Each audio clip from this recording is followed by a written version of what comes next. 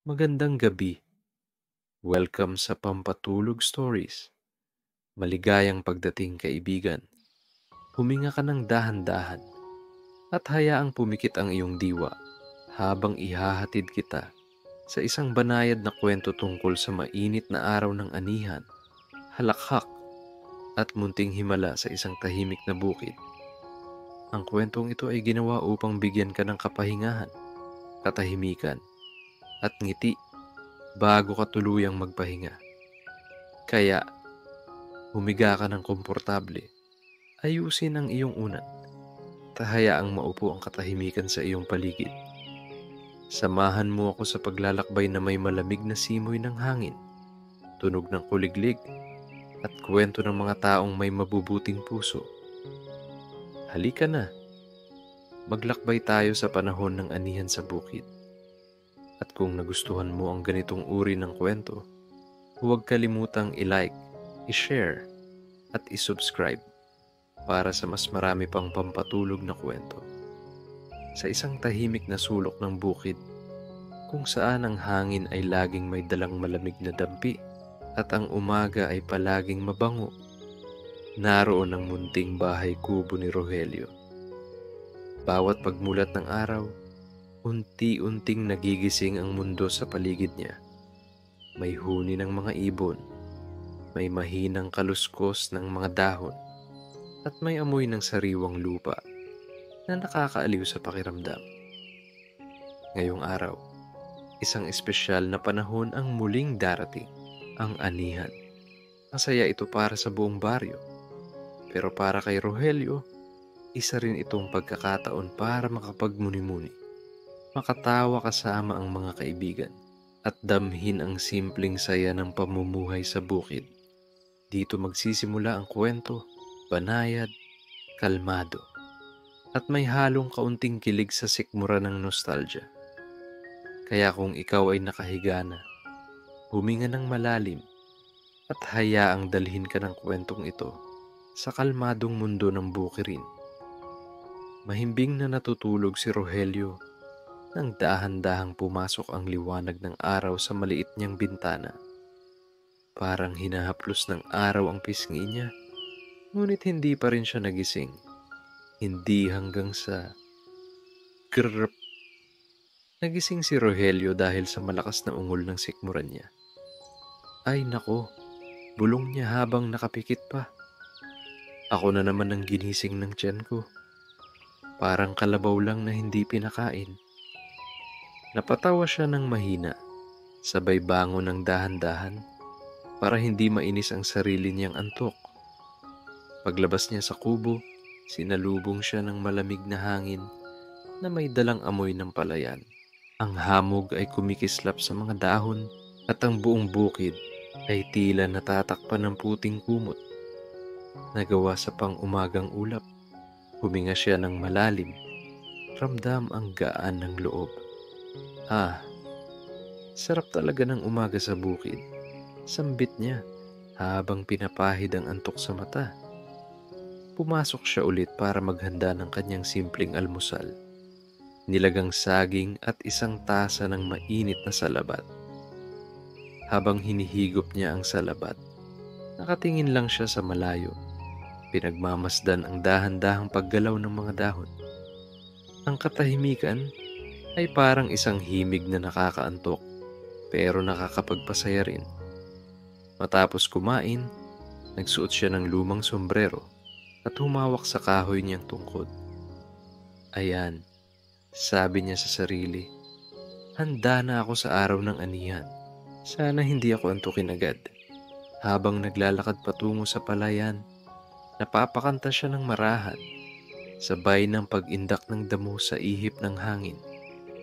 Ang bawat hakbang niya ay banayad, parang wala siyang hinahabol na oras, at ang araw ay hindi nagmamadali.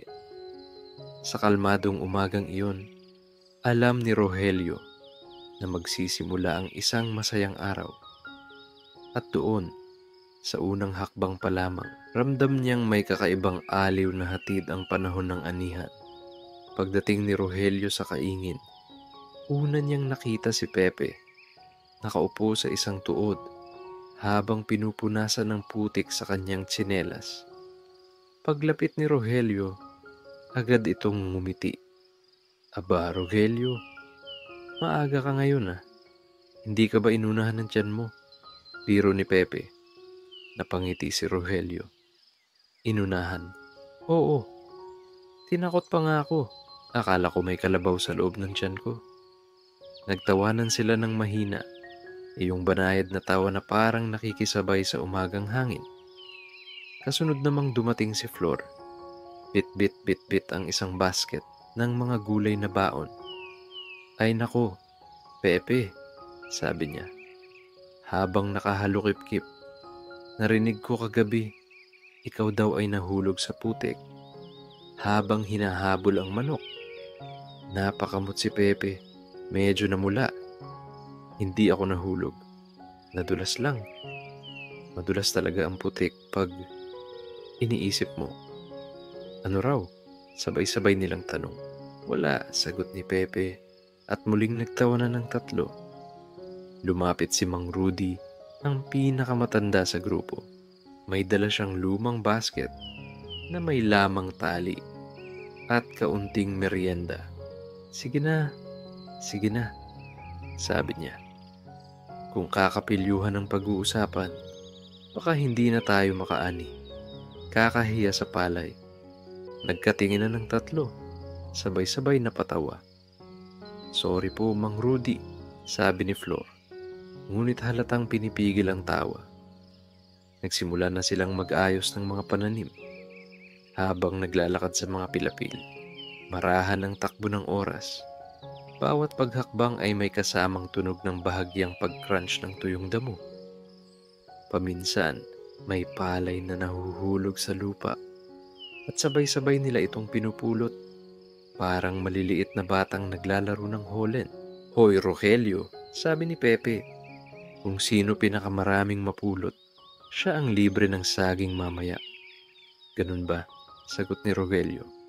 E de akin na agad. Ako ang pinakamabilis dito. Aba, tingnan natin. Sagot ni Flor sabay kindat. Baka mamaya ikaw ang pinakaunang antukin. Nagpatuloy ang gawain. Puno ng mabagal na tawanan, payapang pag-uusap, at munting biruan. Sa ilalim ng papataas na araw, may saya at katahimikan na naghahalo. Parang tamang timpla ng kape sa umaga. At doon, sa kaingin, nagsimula ang isang araw ng pagtutulungan at halakhak. Habang abala sila sa pag-aayos ng mga pananim, unti-unting lumakas ang ihip ng hangin. Hindi naman ito malakas na parang paparating ang bagyo, kundi malamig, banayad, at may dalang parang kurot ng lamig na nakakapagpagaan ng loob. Dahil sa sarap ng simoy, napahinto si Flor at napatingala. Ay, sabi niya, sabay hawak sa braso. May malamig na dumampi. Baka may multong hangin dito. Napakunot noo si Pepe. Multong hangin? Flor, hangin lang iyan. Kung multo iyan, dapat may paa. Ano? Hangin tapos may paa. Mas nakakatakot naman yun. Nagtawanan sila ng mahina, yung tipong hindi nakakasira ng katahimikan ng bukid. Napatingin si Rogelio sa malawak na palayan na kumikindat-kindat dahil sa pag-alo ng mga dahon. Grabe, parang may kumakanta, sabi niya sa malumanay na boses. Ha? Sino? Tanong ni Pepe. Yung hangin, sagot ni Rogelio. Pakinggan niyo. Tahimik nilang pinakinggan ang paligid. Ang mga dahon ng palay ay humahaplos sa isa't isa. Lumilikha ng tunog na shh, shh, na tila nagsasalaysay ng lumang kwento. May huni ng ibon mula sa malayo, sumasabay sa himig ng hangin. Paminsan ay may kaluskos mula sa damuhang dinadaanan ng gagamba.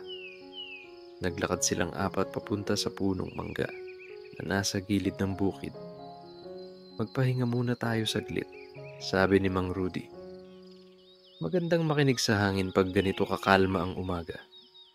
Umupo sila sa damuhan at sumandal si Rogelio sa puno. Napapikit siya ng dahan-dahan habang hinahayaan ng hangin na dumampi sa mukha niya. Alam niyo, bulong niya, sa mga panahon na ganito, pakiramdam ko tinutulugan ako ng kalikasan. Ako rin, sagot ni Flor. Parang gusto kong umidlip ng 5 minuto lang. 5 minuto? Sagot ni Pepe. Sigurado akong 1 oras iyang pag ikaw natulog. Muling nagtawanan ng grupo, pero mahina. Parang ayaw nilang gambalain ang himig ng hangin. Habang sila'y nakaupo sa lilim, ramdam nila ang payapang musika ng paligid. Sa bawat pag-ihip, parang may inaabot na panibagong kagaanan at natabunan ng katahimikan ang anumang pagod na dala nila. At doon, sa simpleng oras ng pahinga, nagpakita ang kalikasan ng pinakamaganda nitong regalo. Isang banayad na harana ng hangin. Pagsapit ng tanghali, unti-unting tumindi ang sikat ng araw, kaya napagpasyahan nilang magpahinga sa ilalim ng malaking punong mangga. Doon ay may malamig na lilim na parang yakap ng kalikasan at tamang-tama para sa munting salusalo na inihanda nila. Aba, tamang-tama ang gutom ko, sabi ni Pepe habang inilalapag ang maliit niyang banig. Pakiramdam ko nakapag-ani ako ng buong bukid kahit kalahati pa lang. Tingin ko, gutom ka lang talaga, sagot ni Flor, sabay tawa. Inilabas ni Mang Rudy ang nilagang mais na nakabalot pa sa dahon. Oh, eto. Paborito niyo ito. Uy, salamat Mang Rudy. Sabay-sabay nilang sabi. Sumunod si Flor na naglabas ng inihaw na talong at kamatis na may kaunting bagong. Pasensya na. Simple lang. Simple pero masarap. Sagot ni Rogelio habang amoy na amoy ang inihaw na talong. Wala nang mas gaganda pa sa pagkain sa ilalim ng puno. Nang kukunin na ni Pepe ang baon niya, napakamot siya sa ulo. May problema ka ba? Tanong ni Rogelio. Kasi binuksan niya ang lalagyan. Kinain ko na pala halos lahat sa daan. Ha? Sabay-sabay nilang sabi. Ibig sabihin, wala kang dala? Tanong ni Flor. Meron naman, sagot ni Pepe na medyo nahihiya. Isang pirasong pandesal.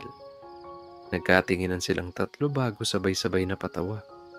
Iyan ang tunay na gutom, sabi ni Mang Rudy habang iniabot sa kanya ang kalahating mais.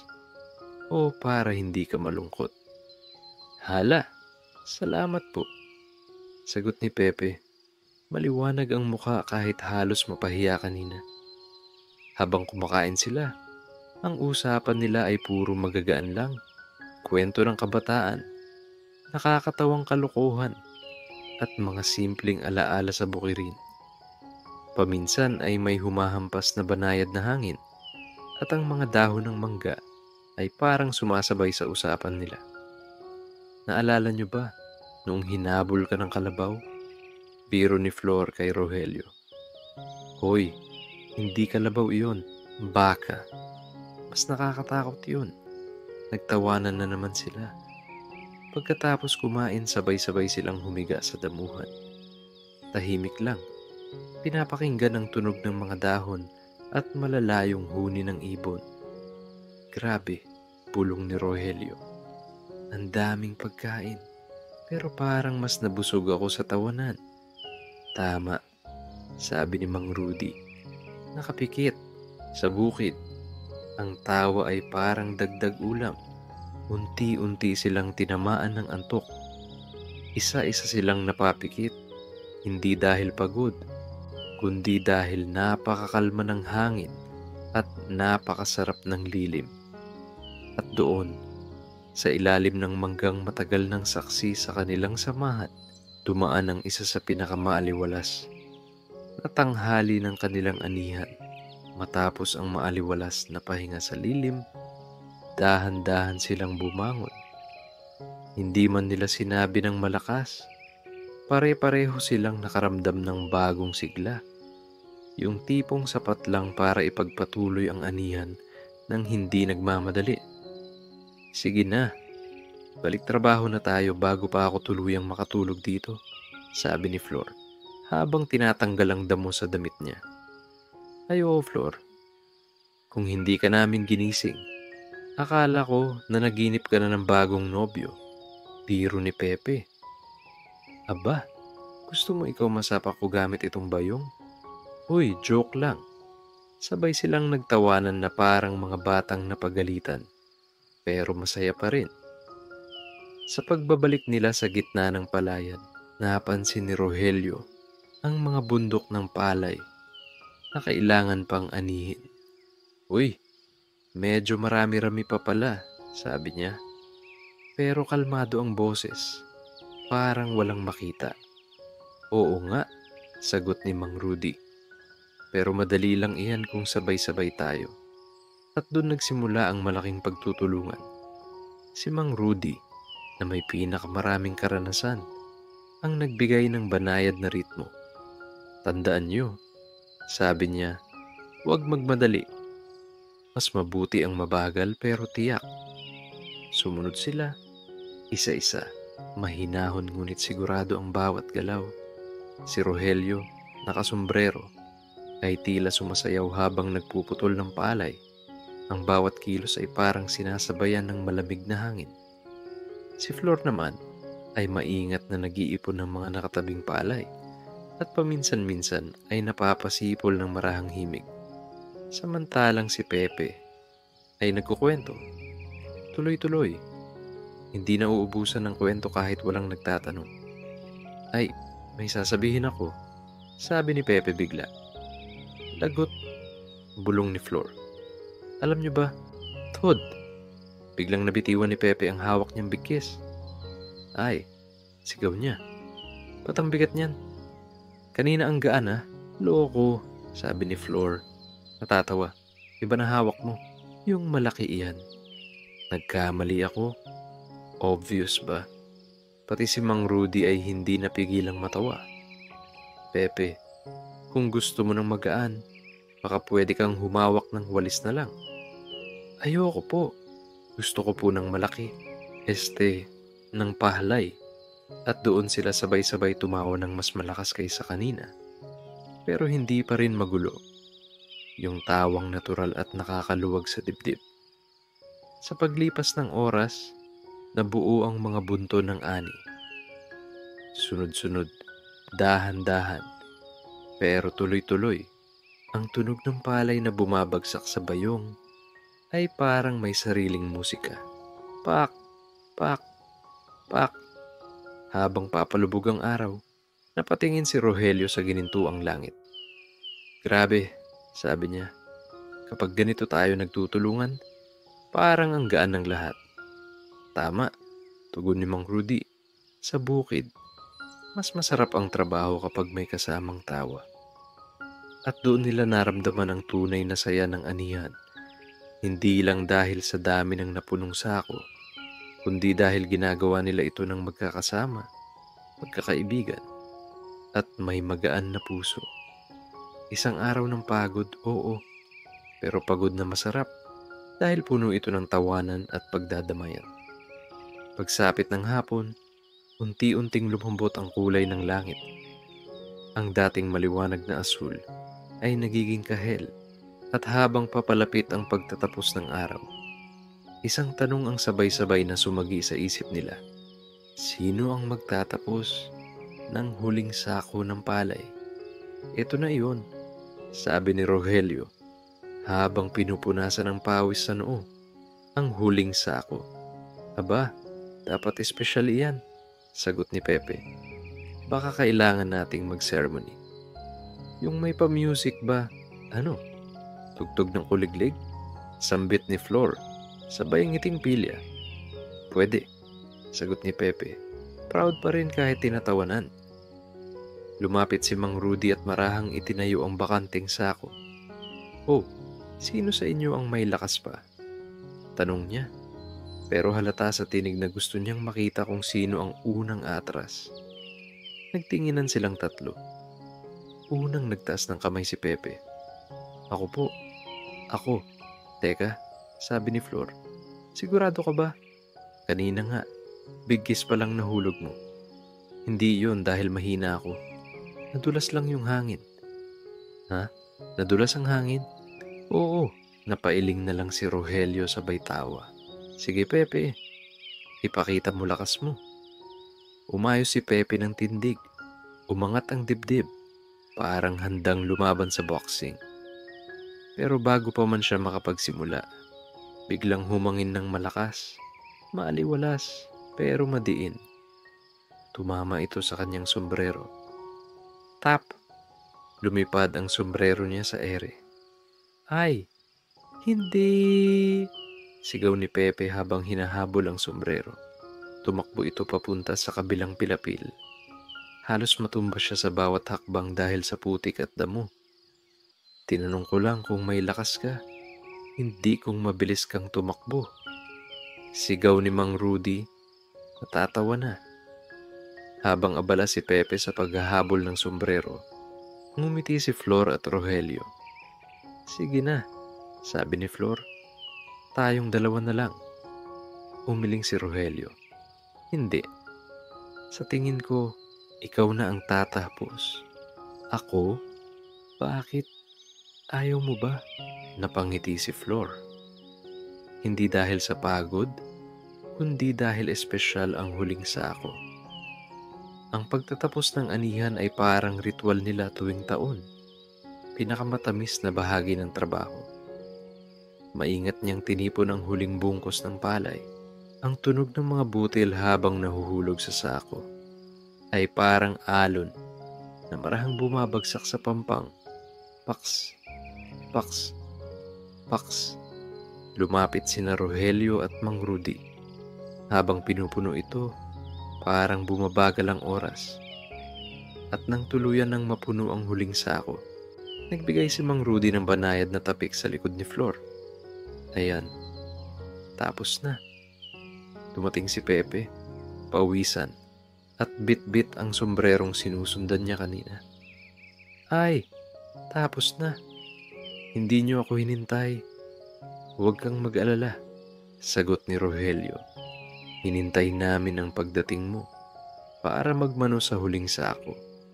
Sabay-sabay silang nagtawanan. Habang papalubog ang araw, tumayo silang apat sa gitna ng ginintuang palayan. Pagod pero ngumiti, tahimik pero puno ng saya. At doon natapos ang isa sa pinakamagagaan, pinakamahanging, at pinakamasayang anihan ng kanilang taon. Pagsapit ng gabi, unti-unting bumalot ang malamig na hangin sa buong bukid. Ang liwanag ng buwan ay kumalat sa palayan, nagpapalutang sa ginintuang sako ng palay na para bang pininturahan ng pilak ang kanilang buong araw. Pagkatapos nilang ayusin ang lahat, nagtipon silang apat sa maliit na kubo ni Mang Rudy para sa simpleng hapunan ng pasasalamat. Uy, ang bango, sabi ni Pepe, habang inaamoy ang sabaw na niluto ni Flor. Huwag mong amuyin lang, sagot ni Flor. Kumain ka rin, para hindi matunaw ilong mo. Flor, bakit mo ko lagi inaasar? Kasi ang dali mong asarin, sagot niya, nakangiti.